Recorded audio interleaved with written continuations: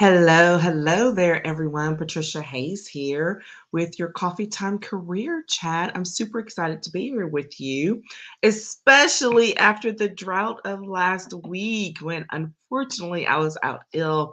So we are playing catch up this week, and I'm super excited. So, for those of you who are joining for the very first time, let me introduce myself. Again, my name is Patricia Hayes. I am an executive advisor, career empowerment coach, and authentic networking strategist. And all that means is I love helping women, female entrepreneurs, business women, and professional women who are looking to transition and up level in their careers. Well, I help them to do it in a way that's fully empowered and making sure that they are leveraging all of their resources, including their professional network, in a way that is authentic, that's aligned with their values, and that is purposeful. So, that said, we are finishing up our series here today where we are talking about planting those networking seeds. And today is one of my favorites. It's the conclusory part of the whole series, which is the power of the follow up, because unfortunately, way too many people miss the golden nuggets that happen when you follow up.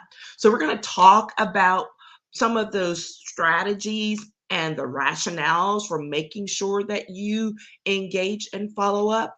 And this is just a taste. So I encourage you also to keep an eye out for the full masterclass of this series, which is maximizing your networking opportunities, where I take each of these issues and we go through them in a 75 to 90-minute time frame. You get all in depth on each one. You can purchase each of the master classes individually, or you could buy the whole bundle. So I encourage you to go check it out. Find the rest of this series on my YouTube channel, and you can get to that by just clicking on the Linktree link in my bio. Got to get all of that out of the way in case you have to step away at the end. All right, so here we are. We're jumping into the planting your networking seeds and the power of the follow up. So I really, really like to stress how important this is. As I've worked with individual clients and with groups, I am always amazed at folks who are like, yeah, I kind of started or I didn't, or I started down this path, but it just didn't seem like it was going to do much. And I'm like, so you're telling me you never followed up? You never made the phone call? You never sent the email, whatever the thing is. And here is my philosophy: you don't know what you're missing if you don't even put it out there, right? If you've taken the time and the effort to get to a certain point in a relationship, in a project, or whatever it may be, and you don't do the follow up, you are missing out on the potential of what could be. Now, is every situation going to result in some aha moment? No.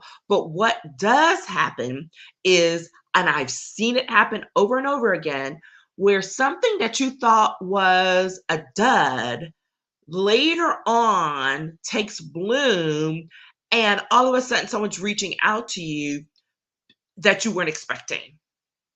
And this is why you cannot take these moments for granted, and why I say it is always so important to make sure to close the loop, do the follow up, and then move along. Okay.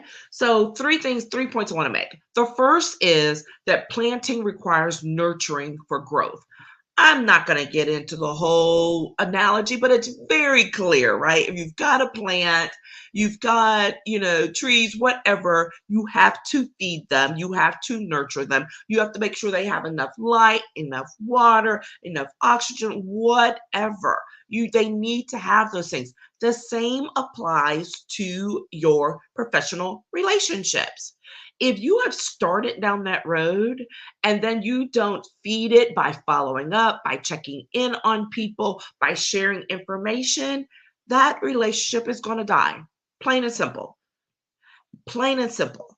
Until you get to a point where the relationship can sustain not having, constant touches, you have to do a few things, and that requires doing some nurturing, especially as you're planting that initial seed, right? So that means if you say you're going to follow up with a call, follow up with a call. If you say you're going to follow up with an email, follow up with the email. Now, a lot of times people will say, well, they don't respond, so why does it matter?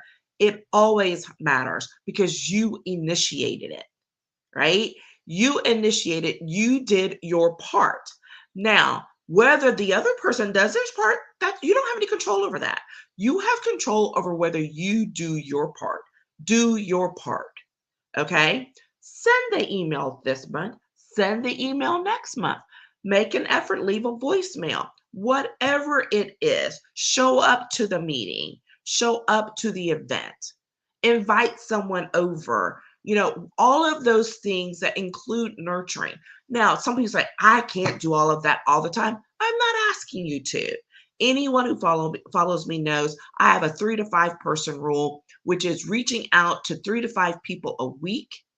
And that can include people already in your network. A lot of times, I encourage you to do that with new people when you're trying to build your network. But either way, having that, and we'll talk about that in the next point, will help you to establish routine and to make sure that you are being active in your nurturing, not passive. Okay. Very important to stay active in your nurturing routine. Okay. So, and when you nurture, things grow. It's just as plain and simple as that. Right. And so don't beat yourself up if you're like, oh, but I haven't talked to these people in 2 months, 5 months, 2 years. It doesn't matter. If you think the relationship is worth salvaging or building, then reach back out. Say, hey, I'm sorry I haven't kept up. Things fell behind, whatever the deal is. Be authentic, be genuine, and reach back out.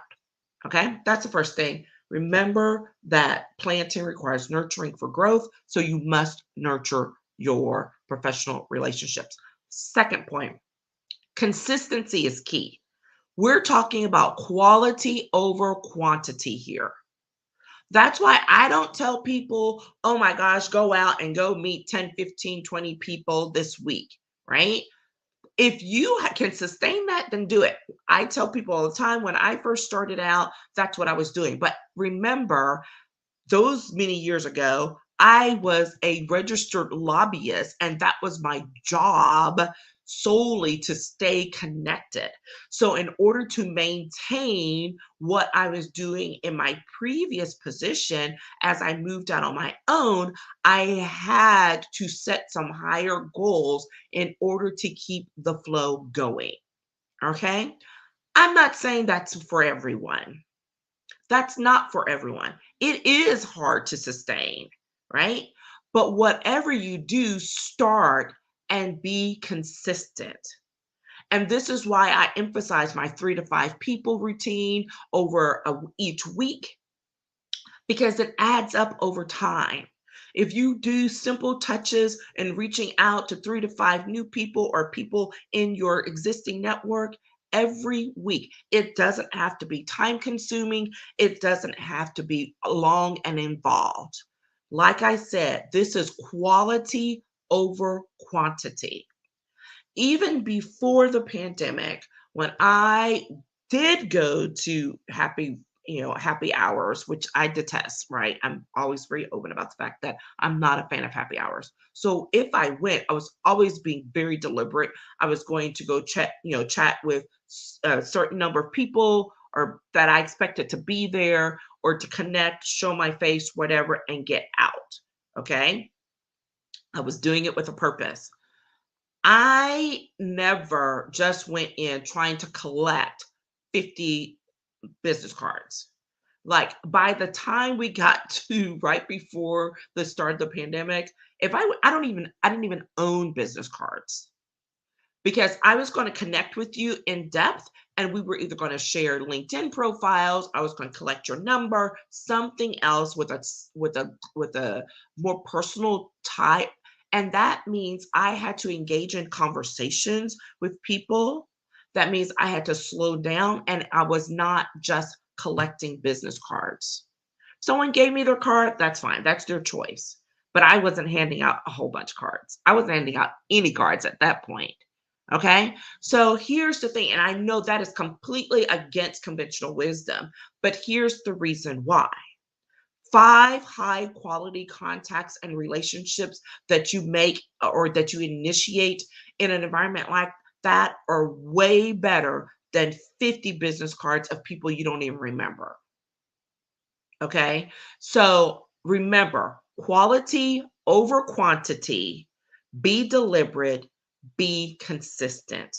And the easy way to track that is, like I said, if you are keeping a journal in your calendar, a tracking system of 3 to 5 people that you reach out to. I have years worth of journals where I've done this, literally. So I do it a little more informally now. I probably need to get back to my more formal thing because I've been doing so much more contact over online. But in any case, I still track.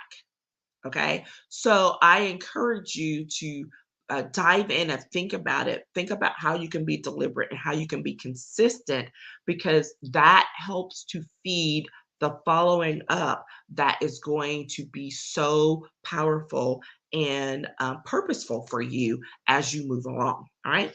That's the second thing. Okay. The third thing is I want you to be a top 1%er in this. Here's the thing. I don't know what the current ratios are, but there was some research years ago that indicated that the large majority of people, we're like 90, 95% people, do not follow up. They don't follow up on projects or connections, whatever. They don't do the follow up. Why? Because they don't want to do the work. So if you want to be in the top 1%, do the work. And the thing is, it's really not hard work, but it does require effort. If you want to build and create a career with vision, and you want to build and create a business that's sustainable over time, do the work. The relationships that you build and create matter. There are relationships that I have in place now that are 10, 20, 30 years old. And many of those, I may see these people or talk to them once or twice a year at most. And it may even be through, LinkedIn or text message or whatever. But I stay connected with people, right? I know when I can reach out to certain people to say, hey, I have this idea. I have this person who needs this help. What do you know about this? All right. This is not about overkill or making it hard on yourself, but doing work that matters that will sustain you over time. So that as you grow in your career, as you grow in your business, you have relationships that provide a solid foundation and will help you at those moments that you least expect it. Those are the most fantastic things that I love for my clients to be able to come back and tell me that, hey, I did this and you will never believe who called me back. I wasn't even expecting that.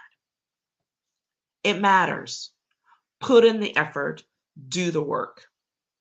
That's what I encourage you to do. Because as I always say, the gold is in the follow up. Those golden nugget moments that come up later when you least expect it are what will feed your momentum. And you're like, oh, okay, let me get back on track and do the thing. I've been doing this for decades as part of my career and part of the work that I've always done. And as I help others, train others, coach others in having a more empowered career journey and in the work that they do for their business, this is one of the things that I cannot stress enough is to continue to put in the effort in those places where most people will not, so that you can have the success that most people will not. And this is one of those areas. Do the work, be consistent, nurture your network, and I tell you, you will not regret it. Okay? That's what I have for you today. It's been great checking in with you. I'm super excited. I'm looking forward to starting a new group of things in April. We'll have a little chat. If you have some topics, concerns, issues that you would love for me to talk about, please hit me up in the DMs. Let me know. I love hearing from you about whatever career transition issues you're having. What are those networking and relationship building issues you're having on the job or as you're trying to transition? Because I want to make sure that this work remains relevant to what you are experiencing right now today. And I want to make sure that you are getting what you need along the way. All right. Take care, and I will talk with you again soon. Bye bye.